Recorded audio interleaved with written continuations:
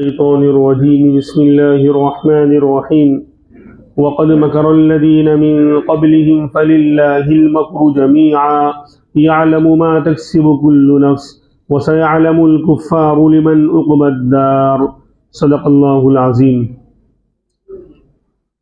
सूरह राद की ये 42वीं आयत, इसके बाद सिर्फ एक आयत बाकी है और ये सूरह राद मुकम्मल होने जा रही है।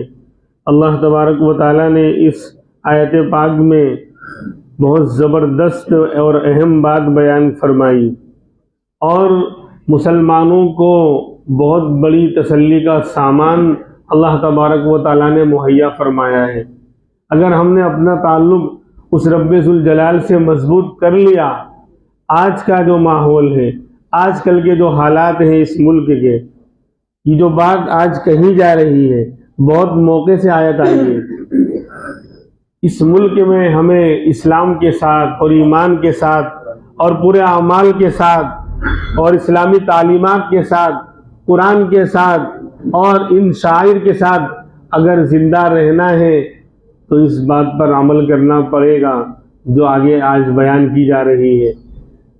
लोग क्या करेंगे, क्या प्लान बन रहा है, क्या स्कीमें बन रही हैं, क्या चाल चल रहे हैं, वो हमारा मसला, हमारा मैटर नहीं है। आज यही तो धोखा है। हमें करना क्या है, हम उसके पीछे नहीं पड़े हुए। जो हमें नहीं करना है उसकी सोच, उसकी बातें, उसी के बारे में गौर व फिक्र, उसी के बारे में जो है हर जगह मजलिसें लगती हैं। आमाल को संवारना ये हमारी जिम्मेदारी है, हालात का संवारना ये अल्लाह की जिम्मेदारी है। हालात बंदा क़यामत की शाम तक संवार नहीं सकता। जो काम मेरे रब ने मेरे हिस्से में दिया ही नहीं, आज मैं उसमें टांग अड़ा रहा हूं। काश ये बात समझ में आ जाए। आमाल संवारने की जिम्मेदारी मुझे और आपको दी गई है। अपना कैरेक्टर, अपने आमाल को ठीक करें। रब कहता है मैं हालात ठीक कर दूंगा। बड़े से बड़े तुर्रम खां आ जाए, उस जमाने के नमरूद, शद्दाद, फिरौन, हामान, कारून, बड़ी बड़ी सुपर पावर ताकतें इस्लाम के खिलाफ, ला इलाहा इल्लल्लाह के खिलाफ आई, नेस्तो नाबूद हो गई, चकनाचूर हो गई। उनका नाम सिर्फ बाकी रह गया और नाम बर्बादी के साथ और बुराई के साथ लिया जा रहा है।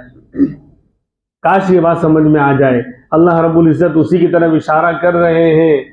मेरा रब उन्हीं ताकतों के साथ आज भी है और आइंदा क़यामत तक रहेगा। जो ताकतें इमामुल अंबिया मुहम्मदुर रसूलुल्लाह सल्लल्लाहु अलैहि वसल्लम के ज़माने में सहाबा इकराम के साथ रही अल्लाह की ताकत, और आपसे पहले पिछली कौमों के साथ रही, वही ताकत अल्लाह की आज भी है और क़यामत तक रहने वाली है। फरमाया क़द मकरल्लज़ीन मिन क़ब्लिहिम। ए पैगम्बर, आज ये लोग आपके साथ चाल चल रहे हैं, प्लान बना रहे हैं आपको ख़त्म करने और आपको जो तकलीफ पहुंचाने और कत्ल करने की के प्लान बना रहे हैं। तो ये कोई नया मामला नहीं है। वक़द मकरल्लज़ीन मिन क़ब्लिहिम, आपसे पहले लोगों ने भी चालें चली हैं, स्कीमें बनाई हैं, प्लान बनाया है। तो अब कहा जाएगा अगर आज इस मुल्क में या पूरी दुनिया में इस्लाम और मुसलमानों के खिलाफ अगर प्लान बनाया जा रहा है, स्कीमें बनाई जा रही है, तो कोई नई नहीं है। पहले भी बनते रहे हैं, पहले भी बिल पास होते रहे हैं।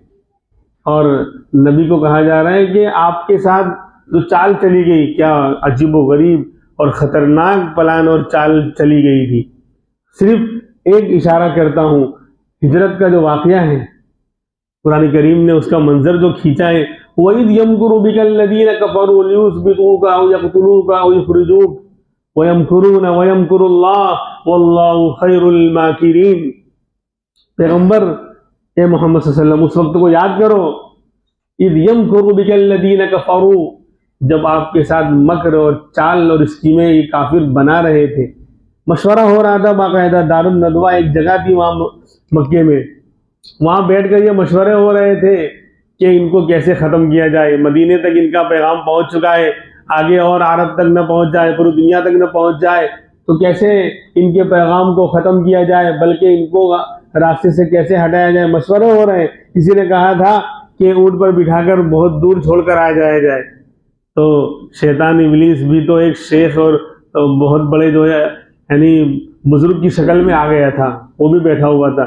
शेख नजदी के नाम से वहाँ पर शिरकत कर रहा था। उसने कहा कि ये राय अच्छी नहीं है, अगर तुमने ऊँट पर बिठाकर इनको छोड़ दिया, अरे ये तो इनकी जुबान में वो ताकत है, वो तासीर है कि जिसने देखा वही आपका हो गया, जो नबी से मेरे आशना हो गया उसका दिल आईना आईना हो गया। कि जहाँ आपकी दो बोल सुन लेंगे, इतनी शीरी और मीठे बोल होते हैं कि जो भी आपको देखेगा और आपको सुनेगा आपका दीवाना और परवाना होता जाएगा। तो ये तो और ज़्यादा हमारे लिए खतरे की चीज़ है, फिर वो सबको लेकर हम पर हमला करेंगे। तो फिर अबू जहल उसने राय दी कि हर कबीले के एक एक नौजवान, ताकतवर नौजवान को अलग अलग मुंतखब किया जाए, हर ख़ानदान का, और सब सारे नौजवान एक साथ मिलकर इन पर हमला कर इनको कत्ल कर दे। तो क्या होगा, जब मुख्तलिफ ख़ानदान के लोगों ने मिलकर हमला किया होगा तो मोहम्मद सल्लल्लाहु अलैहि वसल्लम के ख़ानदान वाले बनु हाशिम किस से मुकाबला करेंगे। अगर एक ख़ानदान के आदमी ने मारा होगा तो उससे लड़ना आसान है, लेकिन सारे ख़ानदान के नौजवानों ने एक ही के नौजवान को मुंतखब कर लिया जाए, सब ने एक बारगी हमला किया, सब ने एक साथ कत्ल किया, तो किस से बदला लेंगे। तो शेख नजदी ने कहा कि ये परफेक्ट राय है, इसी पर फैसला हो गया। तो फरमाया यमकुरुबिकल्लज़ीना, पैगम्बर उस वक्त को याद करो, आपके साथ ये मकर कर रहे थे, चाल और प्लान बना रहे थे काफिर लोग कि आपको जो है कैद कर दिया जावे, कि कत्ल कर दिया जावे, कि मुल्क से निकाल दिया जावे, क्या किया जावे। और फरमाया वमकरू वमकरल्लाह, यानी ये लोग अपनी तदबीरें कर रहे थे, उधर अल्लाह अपनी तदबीर चल रहा है। हज़रत जिब्रील को भेज दिया उसी वक्त कि जाइए पैगम्बर को इत्तिला दे दीजिए कि आपको कत्ल करने का प्लान बनाया जा चुका है। मुसलमानों, इस मुल्क में इस्लाम को मिटाने का प्लान बनाया जा चुका है। कौन कहेगा कुरान आज के लिए नहीं है, कि 14 साल पहले नाजिल हुआ था, क़यामत तक के लिए। कोई आयत तो सही माइका लाल सामने, आयत फिट हो रही नहीं हो रही है। मुसलमानों, सारे बिल पास हो चुके हैं, 1 साल का इंतजार किया जा रहा है। इस्लाम को, मुसलमानों को और इस्लामी कानून को मिटाने का प्लान बनाया जा चुका है, लेकिन हम उन प्लानों को खत्म नहीं कर सकते। हम अपने आप को तो ठीक कर सकते हैं। और आयत तो आपके सामने रहनी चाहिए कि मन आमिल सालिहम मिन ज़करिन औ उन्सा वहुव मुमिन फलनुहयिन्नहु हयातन तय्यिबा, जो भी मुसलमान मर्द हो या औरत। इतनी साफ आयत है, फिर भी मुसलमानों की मत मारी गई है। जहां देखो, जिस दुकान पर, चाय की दुकानों पर, होटलों पर यही चर्चे, ये बिल पर हम कैसे इसको रोकेंगे। तुम खाक रोक पाओगे, क़यामत की शाम तक नहीं रोक पाओगे, रोकेगा मेरा अल्लाह। अमाल की सलाह करने की जरूरत है। देखो कुरान क्या कह रहा है, 14वें पारे की आयत आइंदा आने वाली, मैं अभी से सुना दे रहा हूं कि जो भी मुसलमान मर्द हो या औरत नेक अमल करेगा, अपने अमाल को सुधारेगा, जो भी मर्द है मुसलमान या औरत अपने अमाल को ठीक कर लेगा, अपने कैरेक्टर को सुधार लेगा, फलनुहयिन्नहु हयातन तय्यिबा, तो पाकीज़ा, खुशगवार, आफियत वाली, अमन सुकून वाली जिंदगी हम देंगे, हम हालात संवारेंगे। क्या कह रहा है कुरान, क्या कह रहा है, हमारे जिम्मे क्या है, अपने अमाल को सुधारना, और अल्लाह के जिम्मे क्या है, बोलो ना, हालात का सुधारना। क्यों इतनी साफ बात समझ में नहीं आ रही है। और बुज़दिली, खौफ, हिरास, मायूसी, नाउमीदी की भूल-भुलैया में बस जी रहा है मुसलमान, जिसे अल्लाह है ही नहीं, खुदा की ताकत खत्म हो गई, चली गई। अफसोस है, ला इलाहा इल्लल्लाह की ताकत, इतना सुपर पावर कलमा तेरे पास होने के बावजूद तू घबरा रहा है, डगमगा रहा है। तेरे पास पहाड़ों से ज्यादा मजबूत ईमान है, जो पहाड़ तो चकनाचूर हो सकता है, मोमिन का कदम डगमगा नहीं सकता। अल्लाह का समझा दे, मैं इतनी मजबूती से बोल रहा हूँ, क्यों बोल रहा हूँ, कि मेरी अपनी बात नहीं है, कुरान की बात है, अल्लाह की बात है। काश अल्लाह समझा देगा मुसलमानों को, और समझना पड़ेगा, नहीं समझोगे तो पिटाई होके समझोगे। समझा देगा नहीं, समझना पड़ेगा। अगर ईमान और अमल को बचाना है तो, अपने आप को मुसलमान और अपनी जान माल को बचाना है तो समझना पड़ेगा। इसलिए बेहतर ये है कि बीमारी जब शुरू में होती है तो क्या कहते हैं कि टेबलेट से और दवा से काम चल जाता है, और जब बढ़ जाती है तो फिर ऑपरेशन करना पड़ता है। तो फिर ऐसा ना हो कि हम खतरनाक बीमारी वाले ना बन जावे कि ऑपरेशन करके हमारी पिटाई हो फिर हम सुधरें। इससे पहले ही ये वाज़ नसीहत के ज़रिए, तफसीर के ज़रिए, कुरान के ज़रिए, अल्लाह के अहकाम के ज़रिए हम अपने अमाल को सुधार लें, अल्लाह हालात ठीक कर देगा। तो देखो उस वक्त जो है प्लान बन चुका था, हज़रत अल्लाह ने भी चाल चली, अल्लाह ने भी तदबीर बनाई, फ़ौरन हज़रत जिब्रील को भेज दिया, जाओ नबी को बता दो कि तुम्हारे कत्ल का फैसला हो चुका है, आज की रात बिस्तर पर आराम नहीं करना है। देखो अल्लाह की हिदायत को नबी फॉलो कर रहे हैं, हालात कितने खतरनाक है, जान पर बनी हुई है, लेकिन नबी इसको फॉलो कर रहा है, इसकी बात पे चल रहा है, अल्लाह की बात मान रहे हैं। जिब्रील आ गए और कह दिया बस रात को सोना भी नहीं है, वो तो कुछ अमानतें आपके पास रहती थी, तो हजरत अली को बुलाया और सौंपा कि आप मेरे बिस्तर पर सो जाइए और मेरी अमानतें लोगों को पहुंचाकर फिर मुझसे आके मिल लेना। ये जुमला फरमाया था। तो मेरे जैसा और आगे जैसा होता तो मैं कैसे सोऊंगा, खतरा है, पढ़ के दम कर दो, कुछ ताबीज़ दे दो। लेकिन वो भी तो नबी पर ईमान लाने वाले लोग थे। जब ये नबी ने कह दिया कि तुम मुझसे अमानतें अदा करके आके मिलोगे मदीना में, तो कह दिया कि सबसे शानदार नींद नबी के बिस्तर पर आई थी। तलवारों की मौत की यानी साए में नींद। हाँ, हज़रत अली फरमाते हैं कि सबसे बेहतरीन नींद उस दिन की आई थी, हिजरत की रात वाली। क्यों? नबी ने कह दिया था ना कि तुम मरोगे नहीं बल्कि अमानतें पहुंचाकर।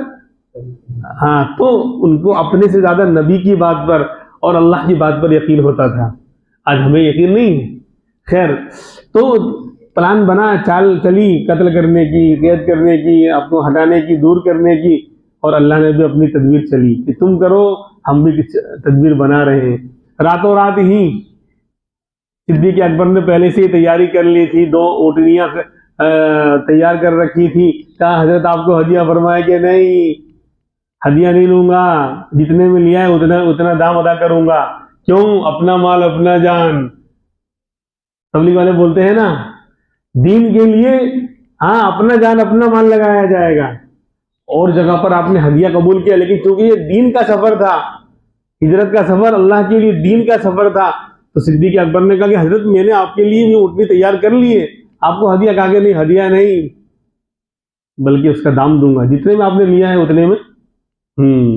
तो रवाना हुए और वो दुआ सूरह यासीन की आयत पढ़कर मिट्टी लेकर फेंकी उनकी तरफ, उनकी आंखों में जो एक धूल जम गई, कुछ नजर ही नहीं आया। तो अल्लाह ने बचाया नहीं बचाया और आफियत के साथ मदीने पाक पहुंचाया। तो आज भी प्लान स्कीमें बनी हैं, लेकिन मेरा अल्लाह भी, अल्लाहु खैरुल माकिरीन, बेहतरीन तदबीर अल्लाह की होगी। वो चाल चलेंगे, प्लान बनाएंगे, कुछ भी करेंगे, लेकिन हमें अल्लाह से ताल्लुक, अपने अमाल की इस्लाह करना है, अपने आप को ठीक करना है, अल्लाह से ताल्लुक कायम करना है। अल्लाह जब हमसे खुश हो जाएगा, सारे हालात वो ठीक कर देगा। उनकी स्कीमों को, उनकी चालों को, उनकी 24 के 36 के 48 क्यों डरते हैं?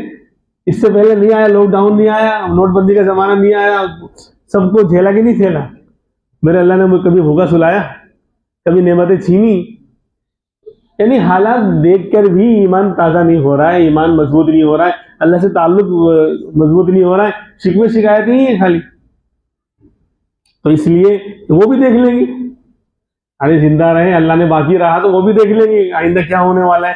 लेकिन ये बात कब कह सकते हैं? जब हम अपने अमाल की सलाह करें, फिर जो होगा वो अल्लाह जो चाहेगा वो होगा, क्योंकि जो हमारे बस में था हमने वो किया, तदबीर इख्तियार की, आगे का मामला अल्लाह के हवाले।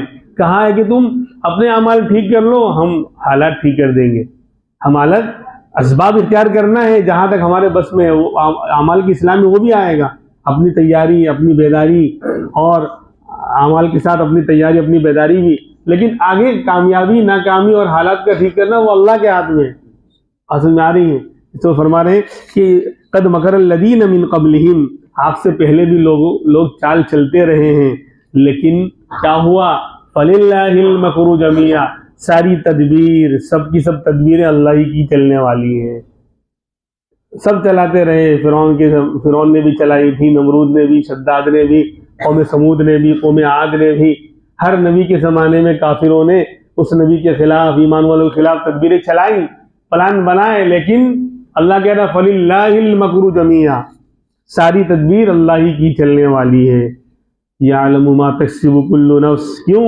वो अच्छी तरह जानता है कि हर इंसान क्या करने वाला है, कौन क्या कर रहा है, कहाँ कर रहा है, छुप कर रहा है, क्या बना रहा है, स्कीम सब जान रहा है। यालमु मा तक्सिबु कुल्लु नफ्स, हर नफ्स जो कुछ कर रहा है अल्लाह अच्छी तरह जानता है।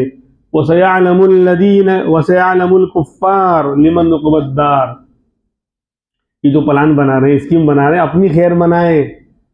ये काफिर, ये आजकल के फिरौन, शद्दाद, नमरूद जितने हैं, वो अपनी खैर बनाए कि तुम्हारे हाथ कुछ नहीं आने वाला। वसयअलमुल कुफ्फार, करीब इन काफिरों को मालूम हो जाएगा, लिमन उक़बद्दार, आखिरत का अंजाम, बेहतरीन अंजाम किसके लिए होने वाला है, किसको मिलने वाला है आखिरत का घर, और बेहतरीन अंजाम किसका किसका होने वाला है, इनको पता चल जाएगा, ये जान जाएंगे। बहरहाल ये बिल्कुल आखिरी आयत अब बाकी है इस सूरत की। फरमाते हैं वयक़ूलुल लदीन कफ़रू लस्ता मुरसला, काफिर लोग कहते हैं कि तुम रसूल नहीं बनाकर भेजेंगे, हम तुमको रसूल नहीं मानते। आजकल के लोग कहते हैं कि तुम मुसलमान सही धर्म वाले नहीं हैं, हम नहीं मानते तुमको, हम सही हैं।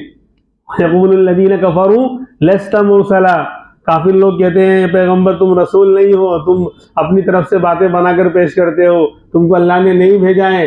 तो ये आजकल भी तो कहते हैं कि मुसलमानों का दीन आसमानी दीन थोड़ी है, घर वापसी करो, यानी हमारा दीन असल है। और कहते हैं कि ये तो आया 14 साल पहले, हमारा तो करोड़ों साल पहले का है। अजीब गरीब अंदाज से बच्चों को स्कूल में पढ़ने वाले यानी हमारे नौनिहालों को इस तरह कंफ्यूज करते हैं। गैरों की स्कूलों में हमने एडमिशन करवा दिया, बस अब वो तो क्या कहते हैं, वो वॉशिंगटन में जो है जो बाइडेन के बाजू में बैठने वाला है, वो तो बाद में देखेंगे नहीं क्या कर रहा है, वहाँ क्या पढ़ाया जा रहा है, क्या सिखाया जा रहा है, कौन कौन सी क्या कहते हैं उसको अकीदे खराब किए जा रहे हैं। ये सवाल इस तरह का किया जाता है कि तुम्हारा दीन तो 14 साल पहले आया है और हमारा दीन तो करोड़ों साल पहले है। क्या जवाब देंगे आप? है ही नहीं, वजूद ही नहीं है। ये तो एक खाली एक मान्यता, एक आस्था है। हम कहेंगे अरबों खरबों साल पहले हमारा अल्लाह था। सही गलत है? सही है। साबित कहाँ करना है? हम तो साबित भी करेंगे, उनको कहाँ साबित करना है?